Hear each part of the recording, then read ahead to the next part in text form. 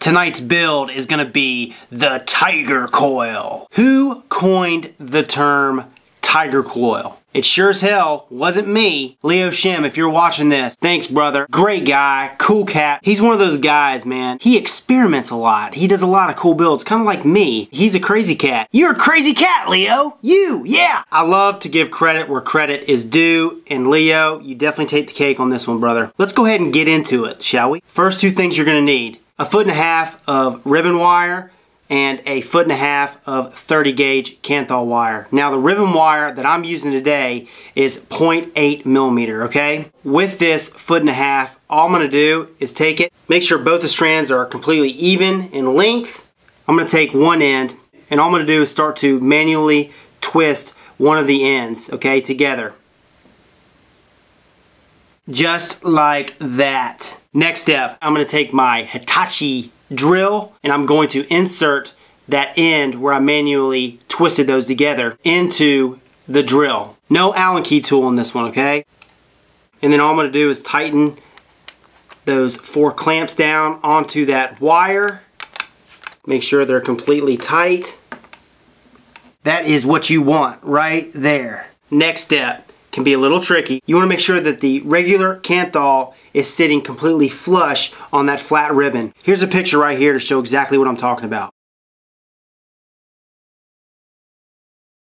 Alright, you see how that 30 gauge Kanthal is laying in the center of that flat ribbon wire? That's what you want, but you want that all the way through. Once you have everything as lined up as possible, what you're going to want to do is clamp down the other end with your pliers, pull the tension out, and you're going to want to go slow. It's not like the regular twisted wire where you start slow and then build up and go faster and faster and faster. This one, you can just go slow like this.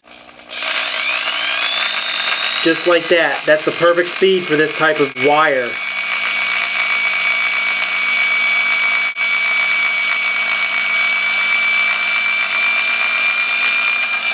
The reason why you want that regular Kanthal sitting flush, extending all the way through on that flat ribbon wire is because if you don't, you're going to get kinks. It's not going to be even. Alright, and it is looking mighty fine. There she is. Kind of looks like barbed wire a little bit. What I did was I cut about 4 inches off because that's all I'm going to need to wrap a single Tiger Coil. So let's go ahead, dive down, show you how to wrap her. Alright, so I cut 4 inches of this Tiger Coil that I want to be using. There's one more step we have to do before we start wrapping, and that is torching this bad girl. Take my pliers, clamp the end.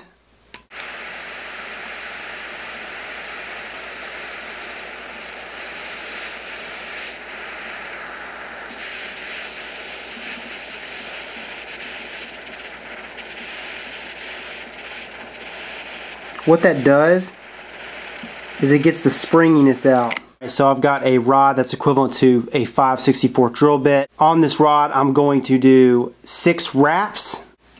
Make sure that these wraps are as close together as possible.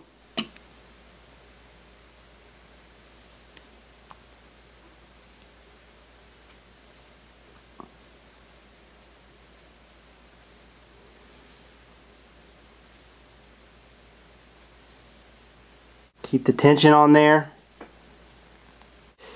Fix that end right there.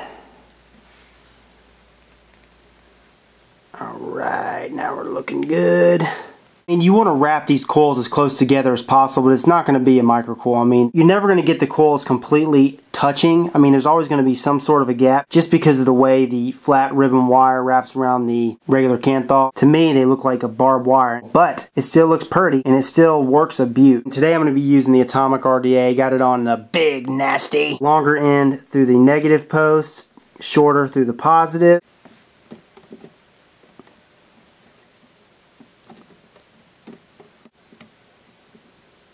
Tighten down the connections.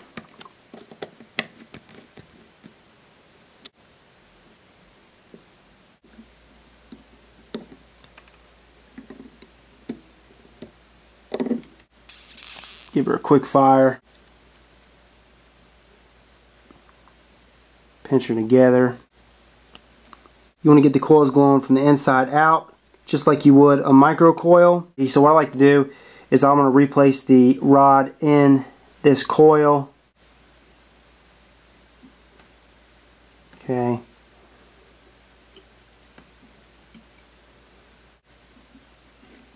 And what it does is when I replace that rod in there, it evens those coils out a little bit more. Look at that, firing right up. Next we're going to take the organic cotton and insert that into the Tiger Coil. I like to grip each end and give it a twist. You want the wick to be able to slide through that Tiger Coil with ease, just like that right there. Oh yeah. And then what I'll do is I'll take a pair of scissors or nail clippers. I'll clip this end right here. Then I'm going to tuck the rest of this wick underneath the Tiger Coil.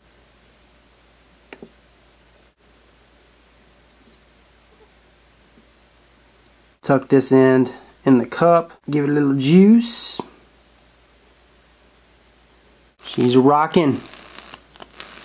Alrighty, let's go ahead and take her back to the original screen, show you guys how this puppy vapes. So I've got the atomic on this Big Nasty, and she looks sick as tits. I got a review coming on the Big Nasty very soon for you. This Tiger Coil that I just built is a 0.8 ohm coil. I got a freshly charged battery in here. So how's she vaping?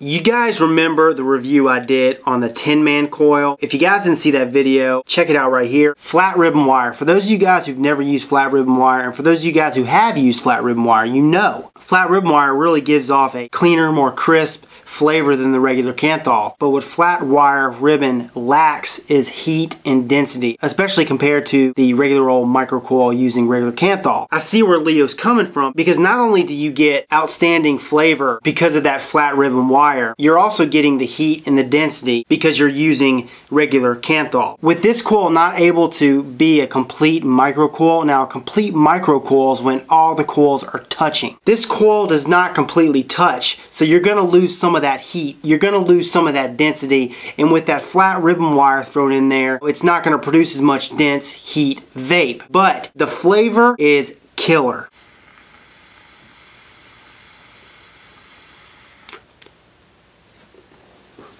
Vapor is killer. I'm definitely getting enough dense heat type of vape to satisfy my kick. It's not nearly as much of a density as a regular micro coil or some of these other builds I've shown you just recently. But it's freaking good, I'll tell you that. I've got some Nana's Cream in here. Nana's Cream is a juice that I offer. It's a banana pudding custard type vape. And with the Nana's, vaping it with a regular micro coil, I get more of a dense, custardy, pudding type vape, whereas with the Tiger Coil, I get more of a banana cream, but more of a banana. That's what I'm talking about when I say that each coil brings something different to the table. Because you're going to get different notes and nuances as you change your builds up. Where this coil really shines is when I'm using something like fruitier. I got a new juice that I've been working on that we're going to be launching, and it's got a grape with a twist, and I tell you what, the Tiger Coil with that is kick-ass! You get all those crispy, fruity nuances that you don't get with a regular micro coil. Vapor is just as dense as any other coil that I've used. The coil that really chucks the most vapor and the most dense vapor that I've used is the Nano Dragon. This Tiger Coil chucks the vapor with any other micro coil, any other setup I've done recently. It's not quite there with the Nano Dragon, but the flavor, I prefer the flavor from the Tiger Coil than I do from the Nano Dragon any day of the week. If I were to throw a tobacco in here, okay, and vape it with the Tiger Coil, and that juice happened to have some non-masculine notes in there, it would pull those notes out above the masculine notes. Does that make sense? Anything that's masculine or gives deep, rich tones, it kind of dumbs those down, but anything that has a non-masculine, like fruity, crispy type tones, it bumps up. That is how to build the Tiger Coil. Again, Leo, you the man, brother. I really appreciate this. This is Rip Trippers. Let me know if you have any questions. Feel free to comment below. And remember, smoking is dead, vaping is the future, and the future is now.